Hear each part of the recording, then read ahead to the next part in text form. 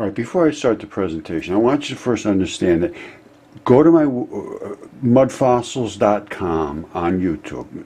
Now, secondly, all rocks have veins and arteries. See those holes in there? That's not in there for no reason. Those are veins and arteries. You see this rock here? I don't know if you'll be able to see it or not. Sometimes it's shiny, but this, you see that black spot? That's the vein. The vein always clamps off and turns black or darker because it's got FeO2 in it. This has FeO3, the arterial side, and they don't have clamps, and they blow out when the blood gets compressed during, you die and everything bloats and it blows out through the arterial side, but not the vein side because they have clamps. Now, this is red side because it's the oxygenated blood, which is FeO3. It has additional oxygen, and then by the time it gets used up, over on the other side it's FeO2. And I have examples of rocks that are actually used. Here, look at this. Here's one right here. This is a bone. Well, everybody's, oh, it's a rock. No, it's not a rock. That's a bone. Now, it's been obviously deteriorated and deformed, but you see this right here? This is the process of using up blood. That's the red.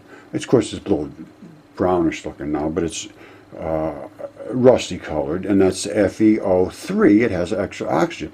As it gets used up, see it turn brown and brown and brown and brown. Look at this. By the time it gets to the other end there, that's black as ace of spades, and then it comes back up to the lungs to get reoxygenated, and that is the process. And every single rock has this. I don't have anything special here. All right, my friends, what you see in front of you right there is a iron meteorite that struck the earth, and they found it, and this is what they did, and they cut it right in half. Now, if you look at all of that spectacular crystallization there, I can explain that, and I can explain those two holes up here, this black one and this red one. Those are veins and arteries. The black is the vein, the red is the artery, and that right there has blood, and that blood will contain DNA, and that was encapsulated deep inside that iron meteorite, which smelted on re-entry, and those crystalline forms there are also metals and minerals that were in the blood that doesn't vaporize off like the volatile organics, which have left, and the smelting created the metals to be reduced to this iron meteorite, and we can see the vein and the artery inside. This was probably a lung or something that was completely saturated with iron. And I have the exact same situations here. This right here is an iron saturated lung, but it has been heavily beat up with acids or something. It was near a volcanic area. That's why it's all eroded here. Now, this one here is DNA tested, completely DNA tested, 100% DNA. And if you see that red there, you see that red? This thing is saturated with blood. This is a human lung. It's been, it's totally understood that the articulation is here, the depression of the heart is there. This is a left lung. That's the articulation of the fascia and I think they call it pleural or whatever, something like that. That's on the lung. It's a heavy coating. It's fully understood, totally 100%, no question.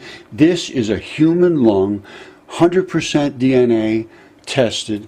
And if this came through the atmosphere instead of something like this, you would end up with that.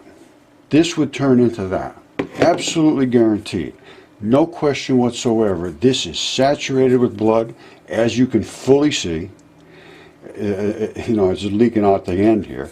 And I have other ones that not only did that, they literally gushed blood. Literally gushed blood out of these holes. And I have the pictures showing the actual blood that came out of droplets of blood. That's what came out of that rock. Now that looks like blood to me. That looks like blood to me. Now anyway, we've had DNA tests, 3 DNA tests, 7 CAT scans, so it's exactly what it is. What I'm telling you it is, it is.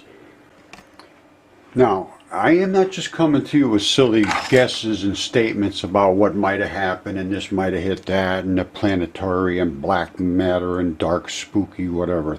I got actual physical evidence and it will not be examined, and this is very frustrating.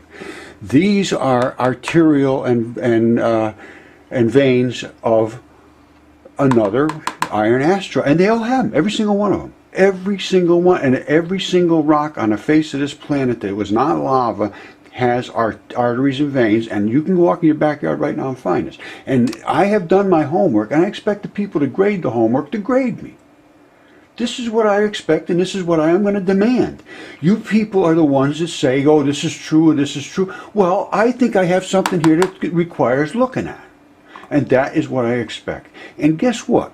This is one of the biggest discoveries in human history, because we've always been saying, well, what's out there? Well, I tell you what, this is what's out there.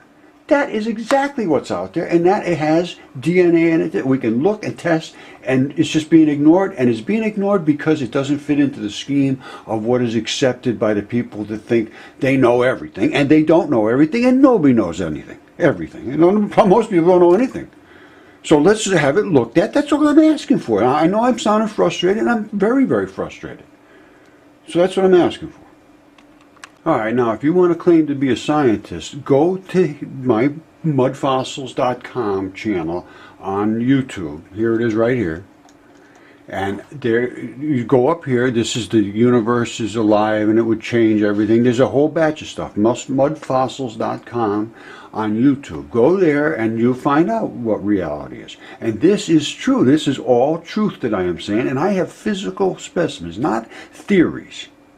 I have specimens. I have things to evaluate and look at and to test chemically. I have done all this. I have CAT scans.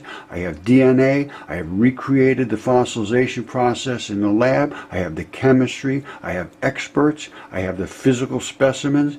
I have everything. And I just want it examined. I'll do whatever it takes to have it examined. I expect someone, somewhere, to have some interest in this. And if not, I want some explanation why.